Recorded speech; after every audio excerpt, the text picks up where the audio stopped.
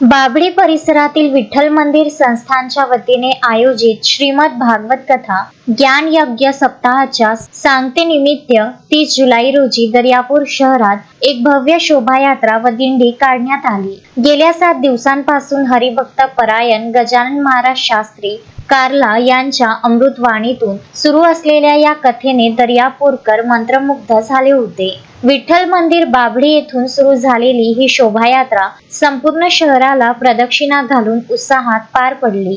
यामध्ये गजानन महाराज हरिपाठ मंडळ नागपुरी आणि विविध महिला भजनी मंडळांनी सहभाग घेतला। या भागवत सप्ताहाचा सांगता सोहळा 31 जुलै रोजी होणार आहे। सकाळी 11 ते 12 या वेळेत हरिभक्त परायण गजानन महाराज शास्त्री कार्ला यांचे काल्याचे कीर्तन होईल। दुपारी 12 ते 3 या दरम्यान भव्य महाप्रसादाचे आयोजन करण्यात आले आहे।